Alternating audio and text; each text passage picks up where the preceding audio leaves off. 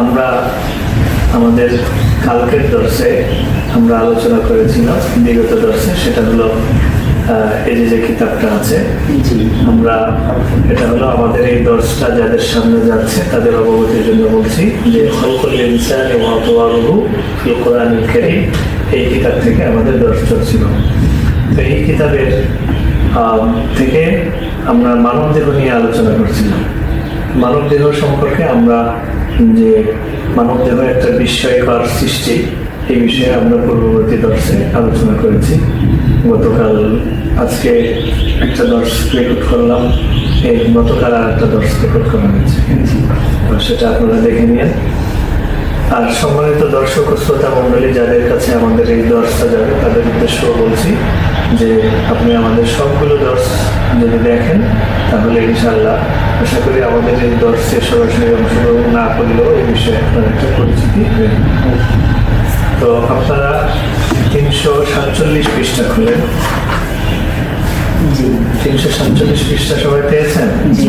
দেখেন সবাই একটু স্বাভাবিকভাবে আমার সাথে একটু উত্তর দিয়ে, যাতে করে আমি বুঝি যে আপনারা বুঝতেছেন। এখানে একটা বিষয় আছে, বিষয়টির নাম হচ্ছে আল জিহাজুল আজমি বা কঙ্কাল তন্ত্র। আমরা আগের দর্শে কঙ্কাল তন্ত্র নিয়ে পড়েছি, এটার সাথে আমাদের পরিচয় আছে, আমরা জানি। তো আজকের দর্শের উদ্দেশ্য হলো যে আমরা আবারও ওই বিষয়টা সংক্ষেপে বলবো, সাথে সাথে ইবারতটা ইয়ে করবো। এটার উদ্দেশ্য কি? এটার উদ্দেশ্য হচ্ছে যে এটা হলো আধুনিক মেডিকেল অ্যানাটমির একটা অংশ। কিসের অংশ? মেডিকেল অ্যানাটমি বলতে বোঝায় যে মানব দেহের প্রত্যেকটা অঙ্গের গঠন কেমন, কি কি অংশ নিয়ে গঠিত বলে মেডিকেল অ্যানাটমির আলোচ্য বিষয়। আর মেডিকেলের ফিজিওলজির আলোচ্য বিষয় হচ্ছে প্রত্যেকটা অঙ্গ কিভাবে কাজ করে, একটা অঙ্গের সাথে আর একটা অঙ্গের কি সম্পর্ক, এটা হলো ফিজিওলজির অংশ। কিসের অংশ? ফিজিওলজি। আর একটা বিষয় হচ্ছে যে আমাদের মায়ের পেটের মধ্যে, মাতৃগর্ভে একটা ভ্রূণ বা এমব্রায়ো, যেটাকে আমরা আরবিতে জানিন বলি, কি বলি, যে এই একটা ভ্রূণ কিভাবে বড় হয়, কিভাবে তার গ্রোথ হয়, কতগুলো ধাপ অতিক্রম করার পরে একটা পূর্ণাঙ্গ মানব শিশু হয়, এই যে আলোচনা, এটাকে বলা হয় এমব্রায়োলজি, ভ্রূণবিদ্যা। কি বলে? ভ্রূণবিদ্যা বা ইলমুল জানিন, ইলমুল জানিন। সাথে সাথে কেমিস্ট্রির যে শাখাটা মেডিকেল সায়েন্সের সাথে খুব অঙ্গাঙ্গিভাবে জড়িত, তাকে বলা হয় বায়োকেমিস্ট্রি। কি বলে? কেমিস্ট্রি মানে রসায়ন বিজ্ঞান, আর বায়ো মানে হচ্ছে জীবন সম্পর্কে। এই সম্পর্কে তার মানে আপনার যদি মানব দেহ সম্পর্কে পড়তে হয় তাহলে কয়েকটা ফর্ম সম্পর্কে পড়তে হবে, কয়েকটা শাস্ত্র। কয়েকটা শাস্ত্র? কয়েকটা শাস্ত্র। এর মধ্যে প্রথমটা হচ্ছে বলেন মেডিকেল অ্যানাটমি, শরীরবিদ্যা, ফিজিওলজি, তারপরে হচ্ছে এমব্রায়োলজি, ভ্রূণবিদ্যা, বায়োকেমিস্ট্রি। আপনাদের কাছে শুনতে মনে হচ্ছে এত কঠিন, আমরা পারবো কিনা? আপনারা কিন্তু এই সকল শাখার অনেক আলোচনা ইতিমধ্যে বুঝেও ফেলেছেন, শুধু নাম বলা হয়নি। যদি বলা হয়তো যে বায়োকেমিস্ট্রি এমন পড়ানো হবে তাহলে এটা ভয়ের বিষয়। পড়ার পরে যদি বলা হয় বায়োকেমিস্ট্রি পড়ছে তাহলে আর কি আচ্ছা। তাহলে দেখেন, জিহাজ শব্দের অর্থ হচ্ছে সিস্টেম। জিহাজ শব্দের অর্থ কি? সিস্টেম, তন্ত্র। তন্ত্র কাকে বলে? অনেকগুলো অঙ্গ মিলে একটা তন্ত্র। যেমন অনেকগুলো কোষ মিলে একটা টিস্যু হয়, অনেকগুলো টিস্যু মিলে একটা অঙ্গ হয়, অনেকগুলো অঙ্গ মিলে একটা তন্ত্র হয়, অনেকগুলো তন্ত্র মিলে একটা শরীর। কিভাবে? যেমন ধরেন আমি এই ছোট্ট ছোট্ট কোষ মিলে একটা টিস্যু তৈরি করলাম, সেই টিস্যু মিলে একটা অঙ্গ হলো, সেই অঙ্গটা ধরেন আমাদের পুরুষাঙ্গ, যেটাকে পেনিস বলে। এমনি ধরেন অনেকগুলো অঙ্গ মিলে একটা তন্ত্র হবে। অনেকগুলো অংশ মানে পুরুষাঙ্গ, মূত্রনালী, মূত্রথলি, ব্লাডার, দুইটা কিডনি মিলে একটা তন্ত্র হলো, সেই তন্ত্রের নাম হচ্ছে মূত্রতন্ত্র। কি তন্ত্র?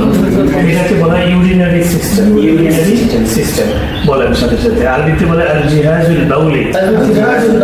জিহাজ মানে সিস্টেম, আর বাউলুল মানে পেশাব।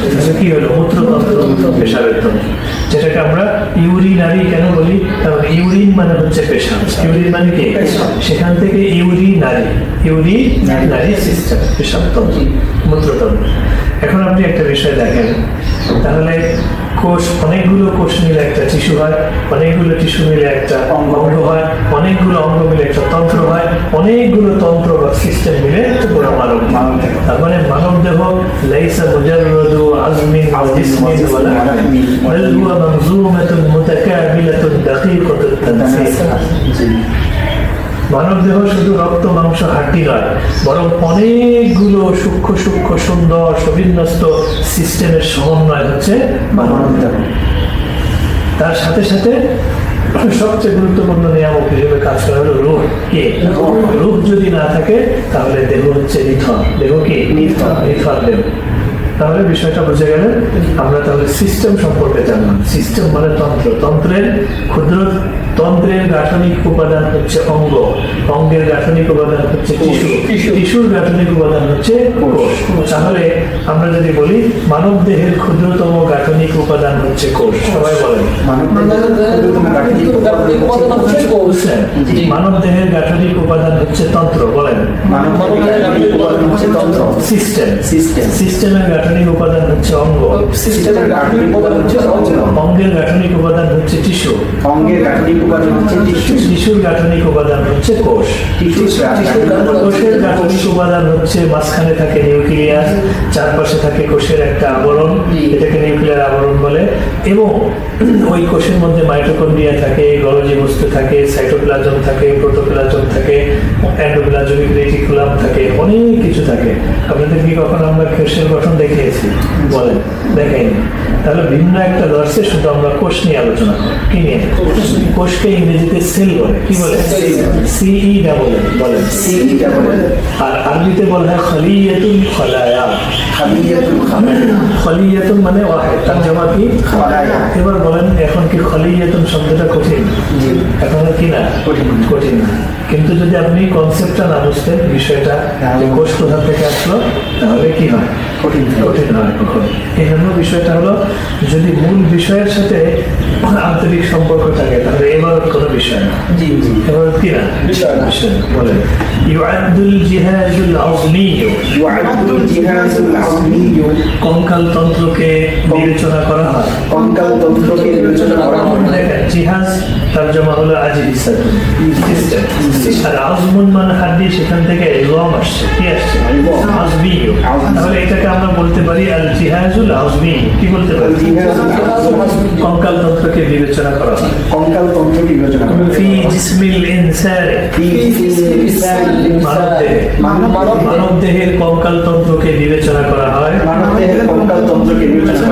বিনিয়াতান মুআক্কাদাতান,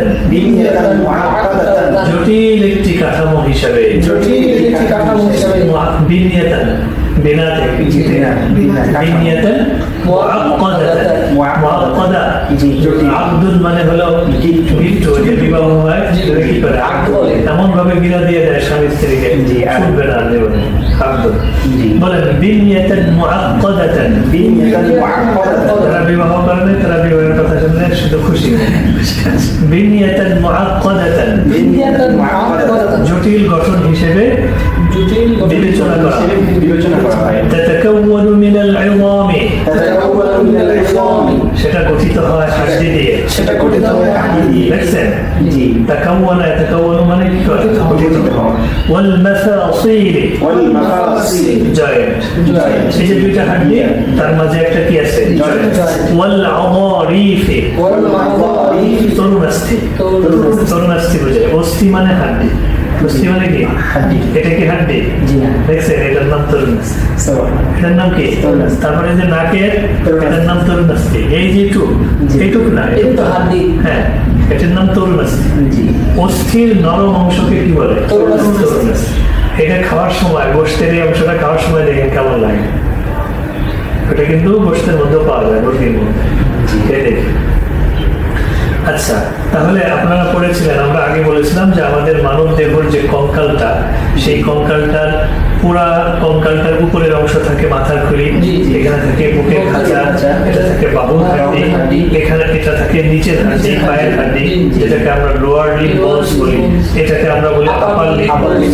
আপনার প্রেজেন্টেশনের সময় এইভাবে দেখাবেন, এটা হলো মাথার খুলি, এটা হলো বুকের খাঁচা, এটা হলো পায়ের হাড্ডি, তারপরে এই অংশ হচ্ছে মেরুদণ্ড, বুঝছেন, এই অংশ। তাহলে আমরা যদি বলি দেখেন এই যত হাড্ডি দেখেন, এই হাড্ডিটা আপনি চিন্তা করেন, এইটা একটা হাড্ডি, এটা একটা হাড্ডি, মাঝখানে জয়েন্ট, মাঝখানে কি, তাহলে হাড্ডি জয়েন্ট আর একটা হচ্ছে এটা দিয়ে এই কঙ্কাল তন্ত্র গঠিত। কঙ্কাল তন্ত্র কি, এবার দেখেন তাহলে ওয়াল আদারিফ মানে তরুণাস্থি, আদারিফ মানে কি, এখানে মাত্র একটা শব্দ নতুন, মাফাসিল মানে যে জয়েন্ট, এটা আপনারা জানেন, কারণ মাফাসিল মানে যে ফাসেলা করে, তাহলে এই হাড্ডি আর এই হাড্ডিকে আলাদা করলো কে, এই জয়েন্ট। وهو المسؤول এই কঙ্কাল তন্ত্রটা দায়ী عن إعطاء الجسم শরীরকে দিতে শাকলাহু আকৃতি। তার মানে এই কঙ্কাল তন্ত্র শরীরকে একটা আকৃতি দেওয়ার জন্য রেসপন্সিবল। কি রেসপন্সিবল মানে দায়ী।